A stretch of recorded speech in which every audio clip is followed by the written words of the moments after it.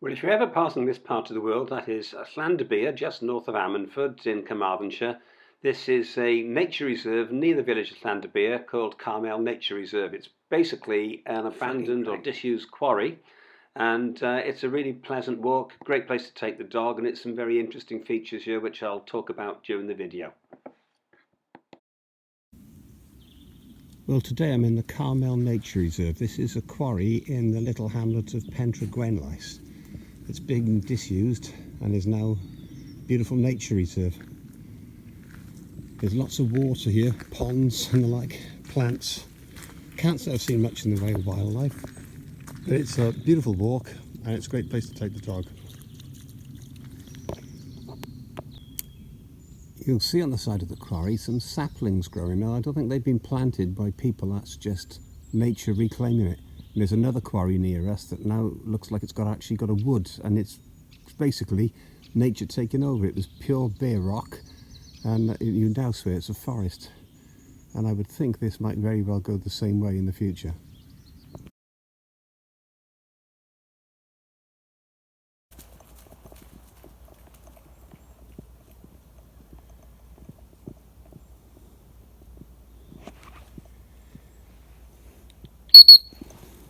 Good boy. Another lovely view of the clouds, or the mist. That's heading up towards Llandybie. This walk is classed as difficult on the information notice at the car park, but to be perfectly honest, it's not that bad. I'm in my early 60s and I can do it no problem, and I'm not a gym bunny. You do get out of breath, I'll give you that, but that's not what I would call a difficult walk. And here's an entrance to one of the many caves in this part of the world. It's limestone, so we have a lot of caves. This, as all the others, is a proper caver's cave. You know, you need a hard hat and a light. So don't go in it unless you know what you're doing. But there's quite a few caves here with some sort of legends and great history. I think it was in the 18th century. They found a cave near here that contained, I think it was 12 or 14 skeletons of very large people. The legend has it they were giants, but I doubt that very much. And the people that found them, their hats wouldn't fit the skulls. They were very, very large. Now, I think all the bones were pretty much destroyed, sadly, and hidden, probably because they wanted to carry on quarrying. But I have heard that one of the skulls went to a museum in Oxford, and they say that the people who they found these skeletons were not from this part of the world, so it remains a mystery. But there's also a legend that Owain Glyndŵr or Owain Redhand, the stories and the names seem interchangeable, sleeps in one of these caves with his warriors, and he will awake when Wales needs him, which is pretty much about now, I would say. You'll see down there a lake. It's actually called a Turlough, Turlough, and it's the only one in the island of Great Britain. It's a lake that isn't fed by streams or rivers going into it or out of it. It's purely fed by water in the underlying rock. So what you find in the summer, it dries out, and in the winter it rises up again. It's also a breeding ground for toads, and thousands of them come here. You see them crossing the road to breed. And it's one of the few places I know that's actually got a road sign saying beware of the toads. So yeah, a wonderful natural feature unique to this island. Just to prove a point, there you go, beware of toads crossing. And I've just arrived now at the Turlough after doing the circular walk around the quarry, and here's a little bit of information on it. Yeah, they did find 12 skeletons buried together, and they were very large, and 2 extra skeletons were buried just slightly away from them. Hang on, let's let the car go.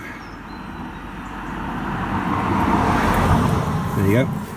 And yeah, they were larger than a present day man.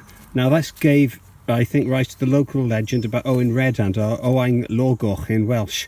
But I know a lot of people say Owain Glyndŵr. Personally, I think it's Owain Lawgoch is the correct name to use. And these skeletons were discovered in 1813. So what I'm going to do now is actually walk down to the Turlough so you can see it in the better view than standing up looking down on it from the path around the quarry. Here we are, we can see the Turlough. It's pretty full at the moment. And I've lived in this part of the world nearly 5 years, and I don't recall seeing it empty in that time, so we must have had quite a lot of rain. And down the far end, I can't see it from here and it's difficult to get to, it's full of rushes as well. But I'm hoping to see lots more toads come the spring next year. I'm heading back to the car now after visiting the Turlock, and I believe this place is known as a special area of conservation.